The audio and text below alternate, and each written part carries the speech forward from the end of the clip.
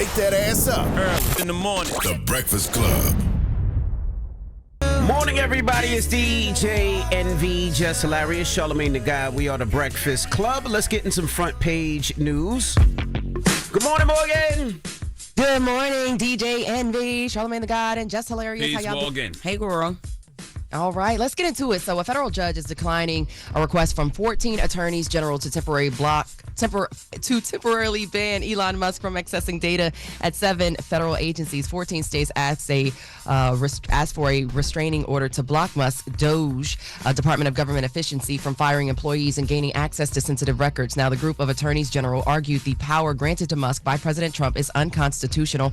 However, the judge said the AGs hadn't shown specific examples of how DOGE would cause irreparable harm to the states. I guess we have to wait and see. But President Trump and the first friend, Elon Musk, they took part in a joint interview on Fox last night.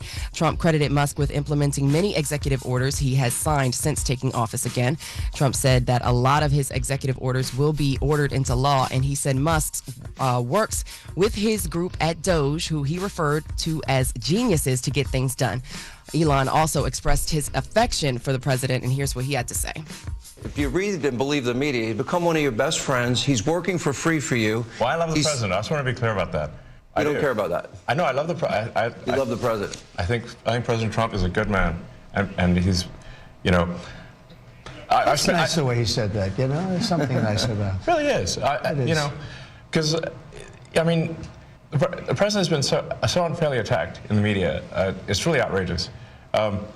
And I've at this point spent a lot of time with the president, and not once have I seen him do something that was mean or cruel or wrong. I really don't understand how what he's being allowed to do is constitutional or illegal. Like, why does an unelected person have that type of power? Like, over 12,000 federal workers fired. They fired and then tried to rehire nuclear weapons workers accidentally fired people at the USDA working on bird flu. Like, what happened to America first? You have a foreigner in control of people's money and livelihood? How is that okay? Talk about it. So Musk went on to say that the assassination attempt on Trump in July only sped up the process of him endorsing Trump. And speaking from Mar-a-Lago, Trump called Musk a patriot. So let's hear those comments. Elon is, to me, a patriot. So, you know, you could call him an employee, you could call him a consultant, you could call him whatever you want, but he's a patriot. So there has been a lot of hoopla around this whole DOGE thing about who's in charge. So the White House has recently said that Elon Musk is not in charge of the Department of Government Efficiency. That's according to a recent court document filed. The filing signed by the director of the Office of Administration at the White House says Musk has no actual or formal authority to make government decisions himself. I can't tell. Right, I know. President Trump has made public statements saying that Musk is leading DOGE. So it's very controversial, and it's, we're trying to figure it out. So the affidavit says that Musk is a special government employee and serves as a senior advisor to the president. Furthermore, in that... I can say I'm not 5'6". A. But you got eyes, right? You're not 5'6". You're like 5'2". Is there any good with Elon Musk and what he's doing? Huh? You just as dumb as the people talking. I think this is really funny. So Hannity, Trump, and Musk also spoke about X, the app formerly known as Twitter, and how X recently paid Trump $10 million judgment. He had that lawsuit out against him, but, it added that Musk got that, had to cut that check, basically. Trump said Musk got a huge discount, and he doesn't even realize it. Of course, the president sued the social media app before Musk got it. And... They all paying their tithes and offerings to Trump. ABC, Paramount about to pay their tithes and offerings. Facebook already paid their tithes and offerings. They all paying their tithes and offerings to Trump. So furthermore, in that interview, Musk also said that he felt that the president isn't being represented, and that the will of the people, if the president isn't being represented, then the will of the people isn't being represented. So speaking of the will of the people, in San Francisco, California, I think this is an interesting story, guys. Officials are investigating 3 men who claim to be from the Department of Government Efficiency, DOGE. Authorities say that the men went to City Hall wearing DOGE shirts and MAGA hats and demanded records from several offices and employees. The men demanded digital information related to alleged wasteful government spending and fraud. City Hall employees refused their request and called the police. Then the men fled the city before deputies arrived, and the sheriff's office says it does not believe the men were actually representatives of DOGE. So all that does is encourage this type of behavior. having someone who is not, like you said, a government official, someone who has not been elected, but seems to be leading the country. We call him the first friend. All I know is if you run on the economy, man, and within 3 weeks, 12,000 people have lost their job. That's never a good thing. I want to salute the 50501 movement. They're the organization that led the protests on Monday. They had 50 protests in 50 states, and they were protesting against Elon Musk and Donald Trump. And that was on Monday. And I mean, it was literally thousands of protesters all across the country. So drop on the clues bombs for them. Sorry, that's your front page news for 6 a.m. At 7 a.m., we'll talk about more with Elon and I guess we would call it foreign affairs and what's going on overseas and how that how all of that transpires. And then we'll also get into some aviation news and updates. So I'll keep you guys posted with America is supposed to be ran by incompetent Americans, not incompetent foreigners. Merit-based. Wake that ass up. Early in the morning. The Breakfast Club. Morning, everybody. It's DJ NV, Jess Hilarious, Charlamagne the Guy. We are the Breakfast Club. Let's get in some front page news. All right, what's up, Morgan?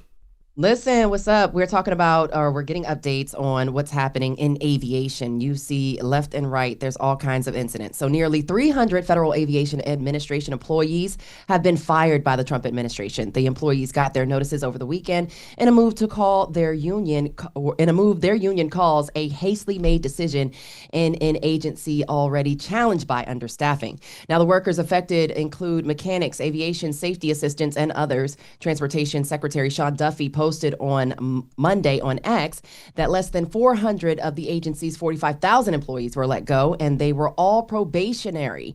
He said none of them were air traffic controllers and critical personnel. Now, this comes at the same time officials say 2 people remain hospitalized following Monday's plane crash in Toronto. 21 people were injured in the incident at Toronto Pearson Airport, and airport president Deborah Flint said the rescue operation was a huge success. She talked more about the incident. Let's hear from her. Emergency workers and responders mounted a textbook response, reaching the site within minutes and quickly evacuating the passengers. At the time, there were 21 injured passengers ranging from minor to critical but not life-threatening injuries. A total of 19 passengers went to the local hospitals, with 2 more going to hospitals in the time period after. We have completed the reunification process for all of the remaining passengers. Yeah, so the regional Delta Airlines flight from Minneapolis was carrying 80 people aboard. Officials say first responders and the plane's crew, of course, like she mentioned, executed a textbook response. And the plane will remain on the scene at the airport for the next 48 hours as investigators continue to look into the cause of the crash. I know that there has been rumors that there was a wind gust, and then also now that video has been released, it seems like some of the landing gear could have been compromised. But again, we'll keep you posted. I don't want to get too ahead of myself in regards to what caused that crash. Yeah, I was going to ask. They said in the video you can see the plane actually catches on fire as soon as it lands, so they don't know what the reason was. It emergency landing or it was just a regular? Did they say or no? Still not yet. Again, from what I've heard so far is that the landing up until the point of impact was pretty normal. Really? Yeah, and then it was almost like all of a sudden they were on their side and then upside down. So again, it does appear, if you look at the video, like the landing gear may have been compromised, or one of the wheels of the plane, which could have also catered to the barreling of that plane. So I don't want to get too ahead of myself, but they are investigating the cause of the crash, and I will keep you guys posted. Thank you. So in foreign affairs, President Trump is blaming Ukraine for starting the war. Now, speaking from Mar-a-Lago, Trump said he thinks he has the power to end the war, and he thinks it's going very well, but he heard, oh, well, we weren't invited. And he went on to say, well, you've been there for 3 years, adding you shouldn't have started it, and you could have made a deal. He's referencing Ukraine. He's talking about Ukrainian President Zelensky. So this comes as the first peace talks between the U.S. and Russia in the Russian war in Ukraine are done. Secretary of State Marco Rubio and other U.S. officials met with a Russian delegation in Saudi Arabia on Tuesday.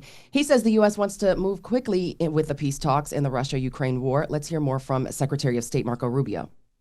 We're going to appoint a high-level team from our end to help negotiate and work through the end of the conflict in Ukraine in a way that's enduring and acceptable to all the parties engaged. We're going to appoint our teams respectively to work very quickly to reestablish the functionality of our respective missions in Washington and in Moscow. For us to be able to continue to move down this road, we need to have diplomatic facilities that are operating and functioning normally. Yeah, I would agree. I think it's a little counterintuitive that Rubio is overseas having these peace talks while Trump is at home talking about, yeah, you should have started a deal, and blaming Ukraine for starting a war that, when they were the ones invaded. So, by the way, that's insanity, though. Like, you can't have peace talks if you don't have both countries at the table. That's not a peace talk. That's a one-sided talk. That basically means you giving Russia whatever it is that they want. Yep. And you're deciding Ukraine's fate for them. That's right. So Ukrainian President Zelensky, he did say that his government didn't know anything about the talks, and he said that he will not accept a peace deal that is made without his country's involvement. Fair enough. Switching gears to New York. I don't believe that either, though. Oh, you say? I don't believe that he won't accept something. If there's a deal that's made, and it brings peace to the country, I don't think that he, will not accept it just because he wasn't at the table. Because, what if it is a good deal? I don't know if it will be, but what if it is? Fair enough. All right, bringing things to you guys in New York. New York City Mayor Eric Adams' future is still up in the air after Governor Hochul met with key leaders over the controversy triggered by the Department of Justice's dropping of federal corruption charges against the mayor. Now, sources say a majority of those who met with Hochul in one-on-one meetings Tuesday did not call on her to use her power to remove Adams from office. This includes Reverend Al Sharpton, who also met with the governor. He said he wants to wait until today's hearing to make a decision, and he also said that's what Governor Hochul intends to do. Let's hear more from Reverend Al Sharpton. And the only reason that the governor has to make a decision to do something or not do something that has not been done in 235 years is because there was a double standard used on Eric Adams' case, that those that he claims he believed were victims. I do not believe that he should have gotten a pardon. But I believe that Donald Trump has been inconsistent.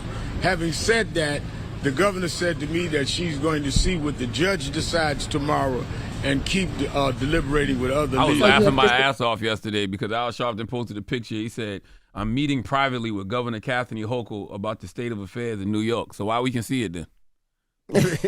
Why you post a picture you with her, talk about you meeting privately with her? So U.S. District Judge Dale Ho ordered the Justice Department and lawyers for New York City Mayor Eric Adams to appear for a hearing at 2 p.m. local time in New York today to discuss the motion to dismiss corruption charges. Of course, this comes after several federal prosecutors resigned from when the Justice Department ordered those prosecutors to dismiss the federal corruption case, with former U.S. Attorney Danielle Sassoon alleging the deal was quid pro quo, basically meaning that he's maneuvering in a way that is chummy. He's rubbing up against, Trump and doing whatever Trump wants to do, aligning with Trump's policies and this and that, as opposed to actually working for the people of New York and what the people of New York who elected him want him to do. So we'll keep you posted on that and see what happens as a result of that hearing today. And just this last little story I thought was really interesting because we're always talking about, who could be president, who could be next. Stephen A. Smith, he is considering running for president, kind of. I won't get too much into the semantics of it. Let's just listen to this audio. Although I have absolutely, positively no desire to be a politician because shaking hands and kissing babies ain't my thing. Being a professional beggar, looking for donors, looking for campaign dollars, looking for elected officials to try to curry favor with them so I can get what I want legislatively and beyond. Although I have no desire to do any of those things, I do have an insatiable desire one day when I'm more qualified, as I really dig my heels into this stuff, to be on a stage debating presidential candidates for the United States of America. And in order to do that, I would have to be a candidate. What do you guys think about that? He may not be the ideal candidate, but it further speaks to your point, Charlamagne, that maybe the non-traditional politicians are actually in demand. What do you think? The Washington Post called me about this yesterday, man, and I'll repeat what I said. I said Stephen A. is a great media personality. I respect who he is in that space tremendously. I hope ESPN makes him the highest paid person at the network because he deserves it. But when it comes to him being president, look, you never know what God has planned for a person, But I have to say the fact that the media is entertaining this conversation, the fact that I've seen politicians asked about this shows how unserious we are as a country. He just be talking, But man. that's the whole conversation that he's having. He's saying people are coming up to him, actually saying it to him. Stephen A. for president. So he's saying, where are we as a country if that's not a sports broadcaster is being considered running for president? That's the conversation. Well, what happened was one of Donald Trump's old posters actually put his name in a poll, and like he came back with like 2% of the people said that they would vote for him. I think that was done purposely. I think it was done to be a distraction. And I think that, when I saw Hakeem Jeffries asked about it, and I wish Hakeem didn't even entertain it because there are bigger fish to fry. Like, we talked about earlier, 12,000 federal workers laid off because of Elon Musk, an unelected, official controls how the government pays everybody. With Elon Musk, again, Social Security will probably be on the chopping block next, all because this country decided oligarchy is better than democracy. So I got mad love for Stephen A. as a media personality, but entertaining a conversation about him being president at a time like this is just so unserious. It sounds crazy. It's such a distraction. Maybe not him, but do you think that non-traditional politicians somebody should step up? Non-traditional, the only non-traditional person that I would love to see in that field is Jon Stewart. Okay. Literally, everybody. We got to get back to business. I don't want to see the knowledge base. I don't want to see no more celebrity in chiefs unless Jon Stewart decides he wants to take a real stab at it. I don't want to see no celebrity in chiefs. All right. No celebrity in chiefs, no more first buddies. Nope. All right, that's your front page news of Morgan Wood. Follow me on social at Morgan Media. And for more news coverage, follow at Black Information Network. Download the free iHeartRadio app and visit us at BINnews.com. Y'all have a good one. Wake that ass up. Early in the morning. The Breakfast Club.